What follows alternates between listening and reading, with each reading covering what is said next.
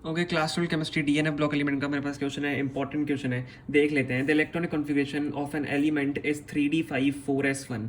Right it's a हमें बताना है इसका मोस्ट स्टेबल ऑक्सीडेशन स्टेट और बी मोस्ट ऑक्सीडाइजिंग स्टेट। ठीक है, तो सबसे पहले तो आपको इलेक्ट्रॉनिक कॉन्फ़िगरेशन देख के पता होना चाहिए कि कौन सा एलिमेंट है। ये हमारा है क्रोमियम। ठीक है, सी आर जिसको हम डिनोट करते हैं। तो ए आपका क्या होगा, मोस्ट स्टेबल ऑक्सीजन स्टेट जो क्रोमियम की होती है वो आपको पता होनी चाहिए, +3 इसकी स्टेबल ऑक्सीजन स्टेट होती है।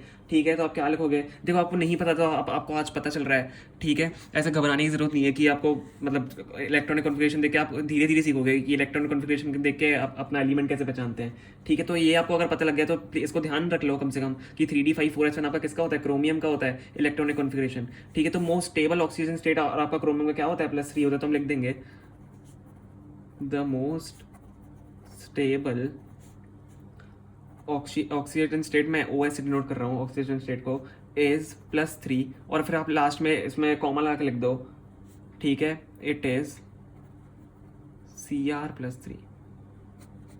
ठीक है, ये हो गया आपका। अब हम करेंगे इसका बी पार्ट। अब बी पार्ट में क्या है, मोस्ट ऑक्सीडाइजिंग स्टेट, मतलब हाईएस्ट इसका ऑक्सीडाइजिंग स्टेट कौन सा है, हाईएस्ट ये कितना ऑक्सीडाइजिंग स्टेट कर सकता है। तो मोस्ट इसका ऑक्सीडाइजिंग स्टेट होता है +6। हम लिख देंगे यहाँ पे द मोस्ट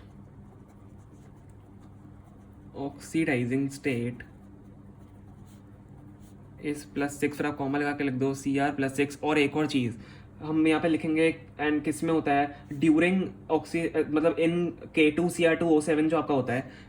ठीक है, इन K2Cr2O7, K2Cr2O7 में आपका तो जो आपका Cr होता है वो +6 स्टेट में होता है। तो +6 आपका K2Cr2O7 होता है। ठीक है, तो हम क्या लिखेंगे, इन K2Cr2O7 Cr is in +6 oxidation state. ठीक है, ऑक्सीडेशन स्टेट को मैंने ऐसे लिखा है, आपको पूरा लिखना है, वापस बोल रहा हूँ। ठीक है, एंड ड्यूरिंग ऑक्सीडेशन आप ये भी लिख सकते हो, एंड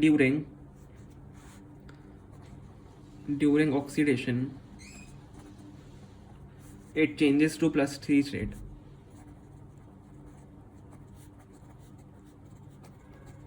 ठीक है, और एक इक्वेशन, आप इसकी इक्वेशन भी लिख लो। आपको इतना लिखने की जरूरत नहीं है, पर अगर आपने ऐसे लिख दिया तो आपके मार्क्स कहीं नहीं जाएंगे। Cr+6 से ये किस में चेंज होता है, Cr+3 में। तो यहाँ से 3 इलेक्ट्रॉन हम करेंगे ऐड, तो ये किस में चेंज हो जाएगा, Cr+3 में चेंज हो जाएगा। ठीक है, तो आपका इसका यही आंसर है। होप आपको समझ में आएगा। अगर समझ में आए तो प्लीज़ वीडियो को लाइक करना एंड प्लीज़ चैनल को सब्सक्राइब करना, इससे हमारी बहुत ज़्यादा हेल्प हो जाती है। Thank you so much for watching.